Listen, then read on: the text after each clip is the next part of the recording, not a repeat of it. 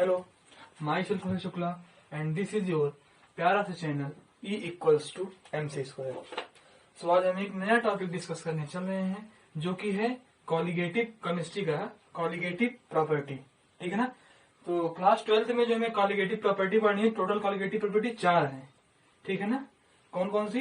Relative lowering of vapour pressure, elevation in boiling point and depression in freezing point and last है osmotic pressure. ठीक है। तो सबसे पहले बात करते हैं कि कॉलिगेटिव प्रॉपर्टी होती क्या है। ठीक है ना भाई। सबसे पहले हमारा बेस यही है कि कॉलिगेटिव प्रॉपर्टी होती क्या है, फिर उसके बाद कौन कौन सी कॉलिगेटिव प्रॉपर्टी है वो क्या होती है वो जानेंगे। तो हमारी जो हेडिंग है वो है क्या, कॉलिगेटिव प्रॉपर्टी। तो हेडिंग लगाइए सब लोग, कॉलिगेटिव प्रॉपर्टी, और लिखिए all those properties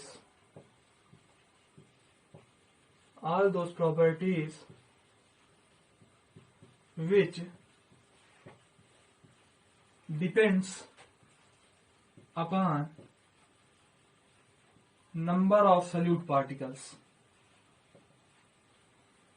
depends upon number of solute particles, called colligative property।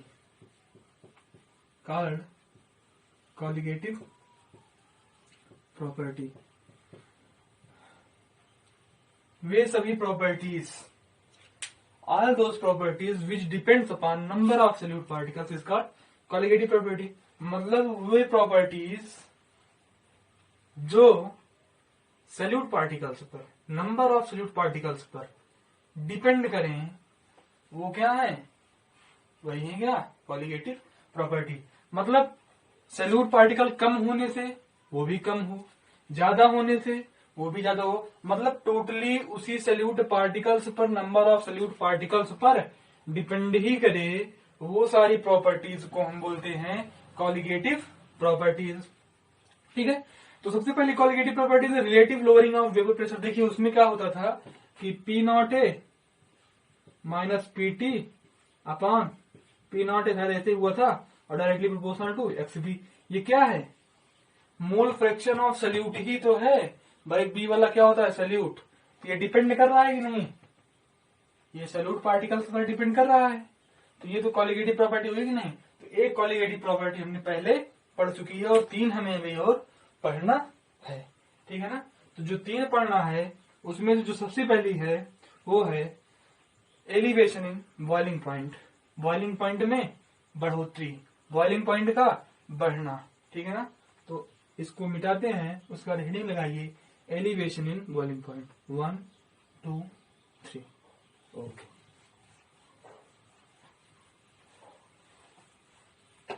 ठीक, हेडिंग लगाइए एलिवेशन इन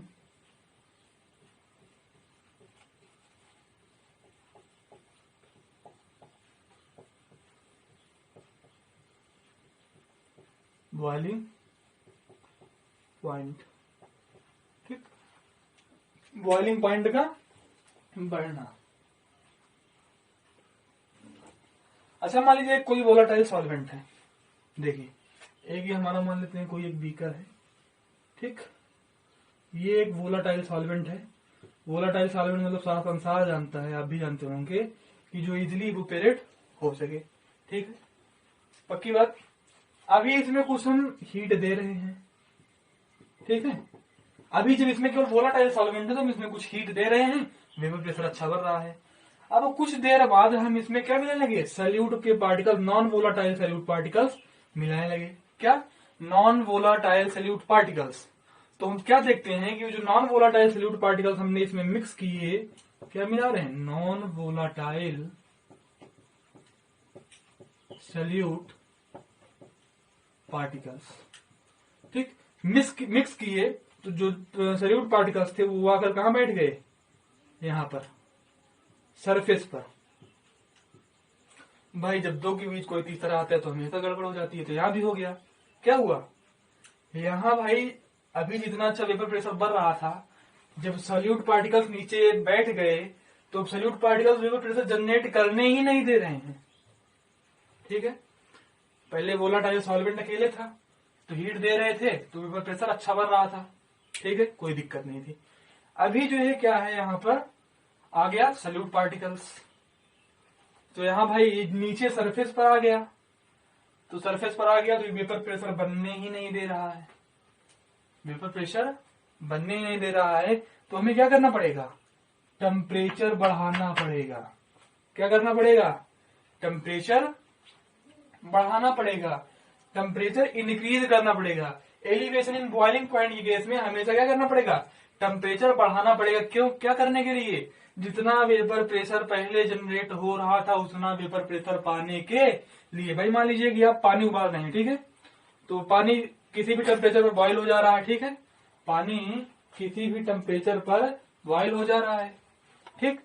अभी आपने मान लीजिए उसमें मिला दिए कि क्या, हाँ शुगर मिला दिए, ठीक है, शुगर मिला दिए, या फिर कुछ और पार्टिकल्स साल्ट वगैरह मिला दिए, ठीक है, जो भी मिलाए, या फिर कंकड़ पत्थर कुछ डाल दिए, ठीक है ना, कुछ भी डाले, तो क्या पानी, ये सब चीज डालने के बाद भी पानी उतने ही टेम्परेचर पर बॉईल होगा, कभी नहीं होगा। टेम्परेचर आपको और देना पड़ेगा, टेम्परेचर आपको और देना पड़ेगा, क्योंकि पानी अकेले जिस टेम्परेचर पर बॉईल हो रहा था कुछ मिलाने के बाद वो अकेले उस टेम्परेचर पर बॉईल नहीं होगा, कभी नहीं होगा। तो वही सेम केस यहाँ है, सॉल्वेंट जिस टेम्परेचर पर बॉईल हो रहा था वो जो है सॉल्यूट पार्टिकल्स को मिलाने के बाद उस टेम्परेचर पर बॉईल नहीं होगा, उस टेम्परेचर पे वेपर प्रेशर जनरेट नहीं होगा।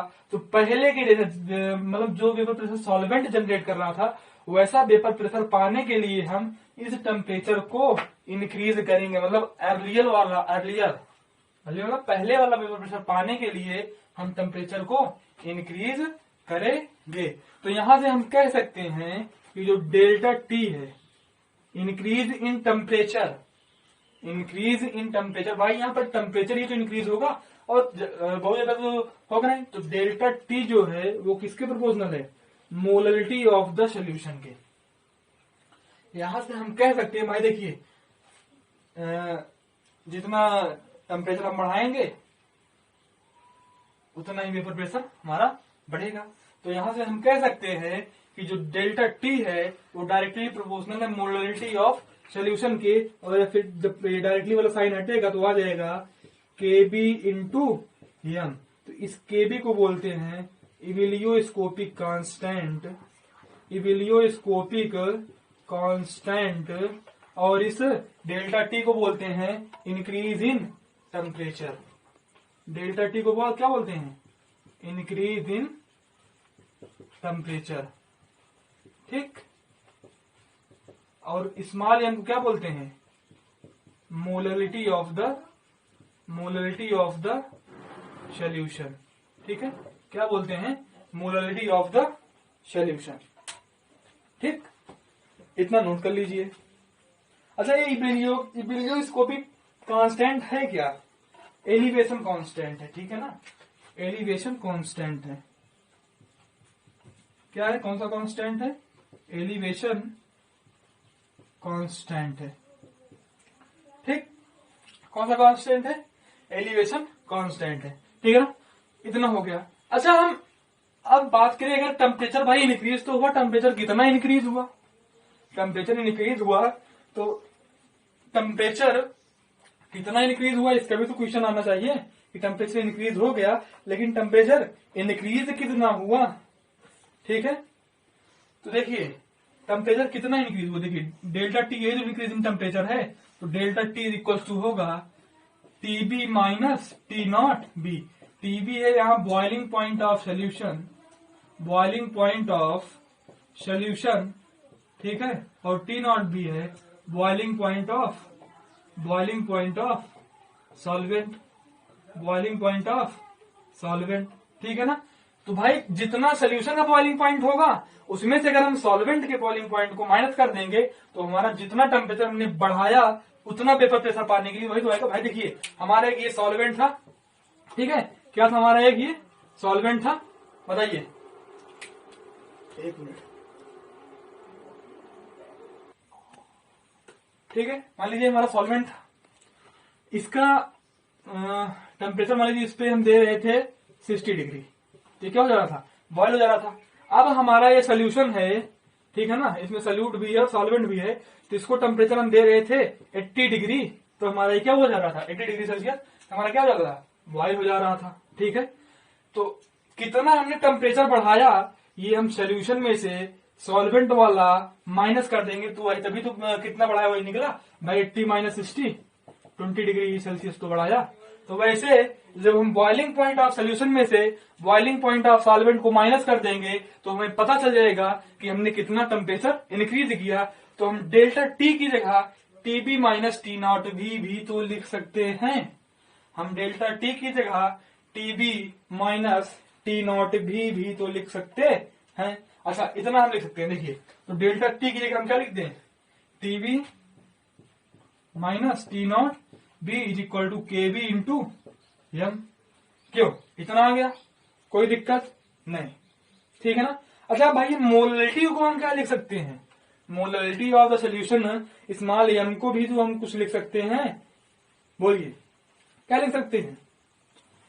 देखिए इसको ऐसे लिख सकते हैं TB minus T not B is equal to K B into W B upon M W B into 1000 into W A, K B into weight of solute upon molecular weight of solute into 1000 upon weight of solvent, ठीक है ना। ये क्या हो गया, elevation in boiling point, जहां पर के बी क्या है, ebullioscopic constant called elevation constant, TB है क्या boiling point of solution, boiling point of solution, ठीक। टी नॉट बी क्या है, बॉइलिंग पॉइंट ऑफ सॉल्वेंट, ठीक। ये है weight of solute, molecular weight of solute, weight of solvent, ठीक है ना, कोई दिक्कत। अच्छा मान लीजिए इबिलियोस्कोपिक कांस्टेंट केबी को डिफाइन करना हो केबी को, तो यहां से केबी क्या निकल आएगा, KB is equal to delta T upon M निकल आएगा कि नहीं। तो इबिलियोस्कोपिक कांस्टेंट को अगर हम डिफाइन करें तो हम लिख सकते हैं the ratio of increase in temperature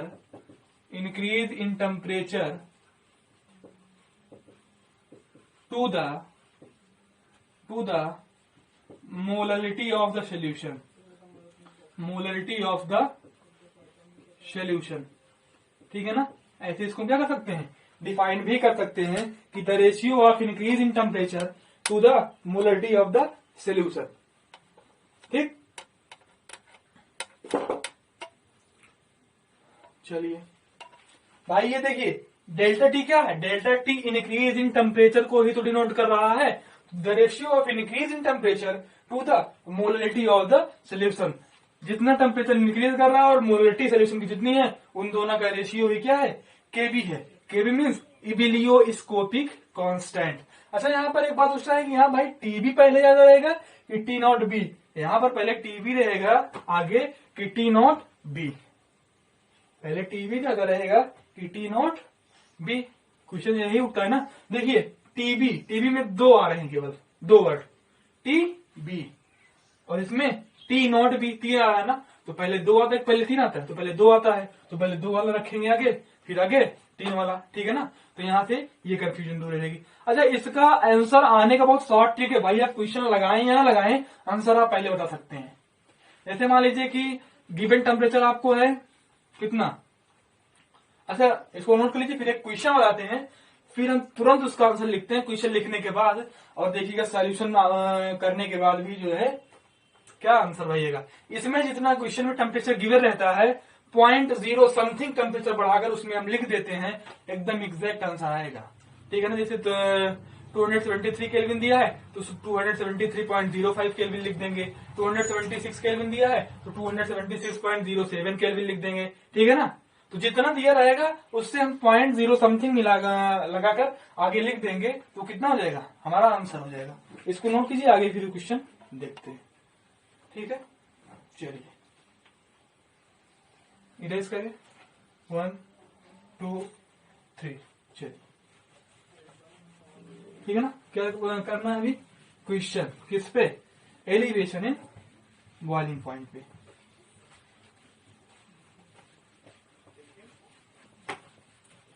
elevation in boiling point पे,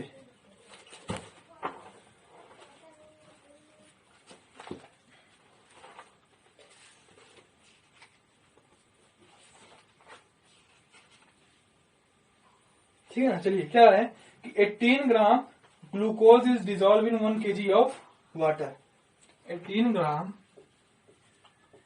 glucose dissolve in 1 kg of water. ठीक, उसके बाद है आगे of water in a sauce pan, in a sauce pan at what temperature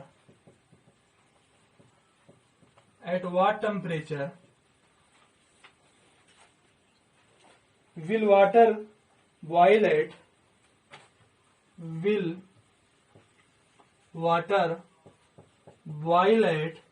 1.013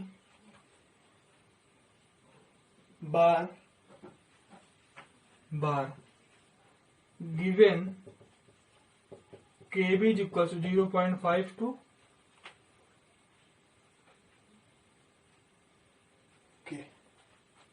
ठीक है, कह रहा है कि 18 ग्राम ग्लूकोज जो है हम 1 kg पानी में मिलाते हैं। ठीक है ना। क्या देखिए, केमिस्ट्री का क्वेश्चन करने का मतलब है सबसे पहले हम क्या लिखें, गिवन लिखें। क्या लिखें, गिवन लिखें।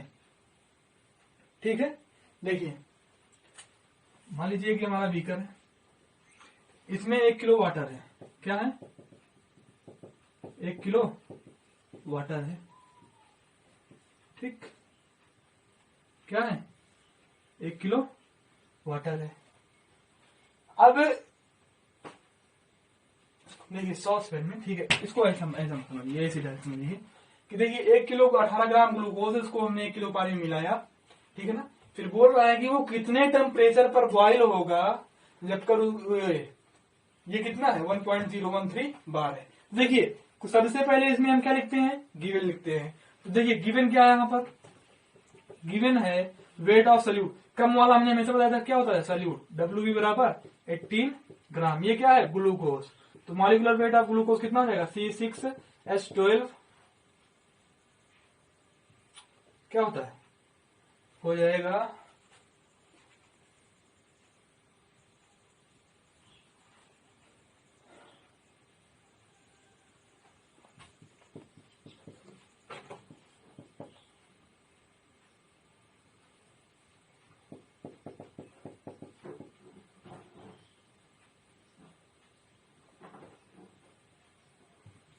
हाँ 118 ग्राम। ठीक है ना। मॉलिक्यूलर वेट कितना हो जाएगा, 118, सॉरी C6H12O6 180 ग्राम। ठीक है, ठीक है ना। ग्लूकोज का जो मॉलिक्यूलर वेट हो जाएगा वो हो जाएगा 180 ग्राम। ठीक, अब WA मतलब वेट ऑफ सॉल्वेंट कितना होगा भाई, 1 kg ऑफ वाटर है तो WA हो जाएगा 1000 ग्राम। 1 kg वाटर ना, तो 1000, और केवी हमारा दिया ही है 0.52। ठीक, और T0B 373 केल्विन। भाई इतने भी तो वाटर बॉयल होगा, 373 केल्विन। भाई वाटर इतने पर बॉयल होगा और इतना मिलाने के बाद वाटर कितने पर बॉयल होगा, हमें यही निकालना है। ठीक है ना भाई, ये तो निकालना है कितना मिलाने के बाद वाटर बॉयल कितने पर होगा। तो फार्मूला लगा दो, TB माइनस T0B बराबर KB into WB upon MWB into 1000 up into WA। तो TB नहीं पता, T0B है minus 0.52 is equal to KB कितना है 0.52 इंटू WB कितना है 18 इंटू 1000 अपॉन MW कितना 180 इंटू 1000। ये कैंसिल हो गया, ये भी ये हो गया। ठीक है ना। अब TB minus 0.52 is equal to 0.52 upon 10 बचा। ठीक है ना, ये इधर आएगा तो TB is equal to 0.52 plus 0.52 upon 10। इसमें हम मल्टीप्लाई करेंगे क्या हो जाएगा, TB इज इक्वल टू ठीक है ना। इसको हम ओवरऑल जब हम सॉल्व कर लेंगे, टीबी इज इक्वल्स टू, अच्छा एक मिनट, टी नॉट बी कितना भाई 373 केल्विन है ना,